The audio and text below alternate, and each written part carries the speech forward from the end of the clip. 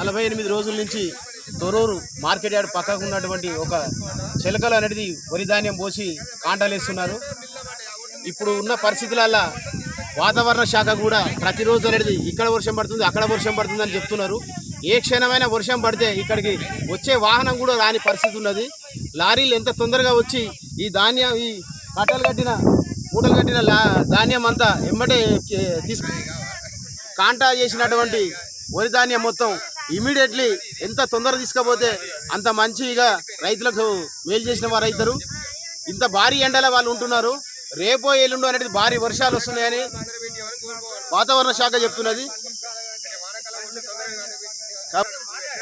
కనీసం ఇక్కడ ఉన్న రైతులకు అనేది తాగడానికి నీళ్లు కూడా సౌకర్యం లేకుండా ఇంత మండు టెండలో కూడా వీళ్ళు వేసి ఉంచి వీళ్ళను అరిగోస పెడుతున్నటువంటి రాష్ట్ర ప్రభుత్వం ఇమీడియట్లీ అనేది ఈ కాంట వేసిన ధాన్యాన్ని తరలించి వాళ్లకు డబ్బులు సకాలంలో చెల్లించి, లేకపోతే ఏ మాత్రం చిన్న వర్షం పడ్డా ఇక్కడ వాహనాలు వచ్చే పరిస్థితి లేదు.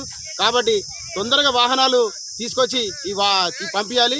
గత సంవత్సరం అనేది 150-180 లారీలు ఉన్న కాంట్రాక్టర్లు వదిలేసి ఇప్పుడు కేవలం 70 లారీలు ఉన్న వారికి కాంట్రాక్టర్ ఇచ్చి విచిత్రమైన పరిస్థితి అనేది కమిషన్లకు ఆశపడి మాత్రమే చేస్తున్నది. 180 వాహనాలను పక్క పెట్టి 70 వాహనాలు అంటే 110 వాహనాలు. తొర్రూరు శాఖ ఆధ్వర్యంలో మార్కెట్ యార్డుకు రావడం జరిగింది. ఈడ వరి ధాన్యం పోసుకోవడానికి కూడా సరిగా లేదు, అంటే వరి ధాన్యం పోసుకోవడానికి సరిగా లేదు. ఇక్కడ ప్లేస్ లేదు. వేరే పక్కన చిలక ఉంటే ఆ చిలకలో సదును చేపించి పోయడం జరిగింది. ఒకవేళ వర్షం కాక వస్తే ఒక్క గింజ కూడా చేతికి రాదు, రైతు చేతికి ఒక్క గింజ కూడా రాదు. వాళ్ళు ఆ 6 నెలలు పసిపాపను కాపాడుకున్నట్టు కాపాడుకొని వాటిని అమ్ముకోవడానికి తెచ్చి ఈ కళ్ళంలో పోస్తే ఇప్పుడు 1.5 నెలల నుంచి ఈ కళ్ళంలోనే వడ్లు ఉండడం జరుగుతుంది. వీటికి బస్తాలు ఇవ్వడం జరిగింది. ఇక్కడ పనిచేసే కింది స్థాయి వాళ్ళు మొత్తం కరెక్టే పనిచేస్తున్నారు. కానీ ఈ కాంట్రాక్టర్లు అంటే లారీలు పంపించే కాంట్రాక్టర్లు ఒక్క లారీ కూడా పంపించడం లేదు, ఒక్క లారీ కూడా ఇంతవరకు పంపించడం లేదు. వీళ్ళు ఈ ఎండలో నానా అవస్థ, అంటే రైతులు పండియడానికి ఎంత ఇబ్బంది పడ్డారో మళ్ళీ వాటిని అమ్ముకోవడానికి కూడా అంత ఇబ్బంది పడుతున్నారు, నానా అవస్థ పడుతున్నారు. రైతు కష్టం మనం ఎప్పటికీ తీర్చలేము. రైతులు దీన్ని ఎమ్మటే పై అధికారులు గమనించి, కలెక్టర్ గారు కానివ్వండి, ఈ నోడల్ ఆఫీసర్ కానివ్వండి, పై స్థాయి అధికారులు మొత్తం గమనించి త్వరగా అంటే ఒక వారం రోజులలో ఇక్కడున్న వడ్లు మొత్తం.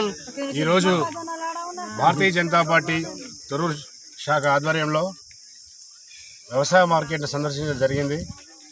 వ్యవసాయ మార్కెట్లో గత 2 నెలల నుండి మక్కలు, అదేవిధంగా ఈ వరి ధాన్యం వ్యవసాయ మార్కెట్లో ఖాళీ ప్లేస్ లేనందున బయట వేరే ప్రైవేట్ చిలకలల్లో చదును చేసి అందులో పోయించడం జరిగింది.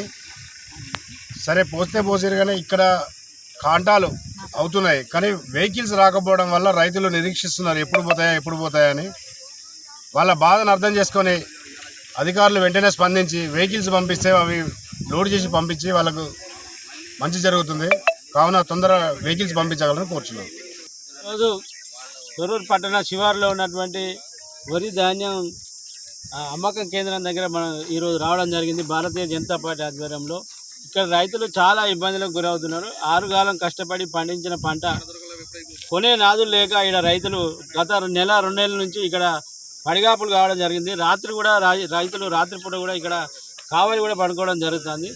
అదేవిధంగా లారీలు లేక ఇక్కడ ధాన్యాన్ని నింపినటువంటి బస్తాలను లిఫ్ట్ చేయడంలో తీవ్ర ఇబ్బందికి గురి కావడం జరుగుతుంది. అధికారులు వెంటనే స్పందించి లిఫ్ట్ చేయడానికి తొందరగా వాహనాలు సమకూర్చినట్టయితే రైతుల యొక్క ఇబ్బందులు తొలగించే అవకాశం ఉన్నది. ప్రభుత్వం అధికారులు వెంటనే స్పందించాలి. అదేవిధంగా ముఖ్యమంత్రి రేవంత్ రెడ్డి గారు కానీ, వ్యవసాయ మంత్రి కానీ ఏసీలో కూర్చొని ధాన్యానికి రైతులకు ఇబ్బంది లేదు, ధాన్యం మేము ప్రతి గింజ కొంటామని చెప్పి పత్రికల్లో పేపర్లో ఊదర కొడతాను. కానీ ఇక్కడ క్షేత్రస్థాయిలో పరిశీలిస్తే రైతులు చాలా తీవ్ర ఇబ్బందులు గురవుతూ ఉన్నారు. ప్రస్తుతం ఎండాకాలం 42 నుంచి 45 డిగ్రీల ఎండ ఉన్నది. ఈ ఎండలో రైతులు చాలా తీవ్ర ఇబ్బందులకు గురవుతున్నారు. వెంటనే ముఖ్యమంత్రి గారు స్పందించి ఈ బస్తాల్లో నింపినటువంటి ధాన్యాన్ని వాహనాలు, లారీలు కానీ ట్రాక్టర్లు కానీ వెంటనే సమకూర్చి ఈ యొక్క ధాన్యాన్ని కొనుగోలు చేయాల్సిందిగా ఈ సందర్భంగా భారతీయ జనతా పార్టీ తరఫున మేము డిమాండ్ చేస్తూ ఉన్నాం. అదేవిధంగా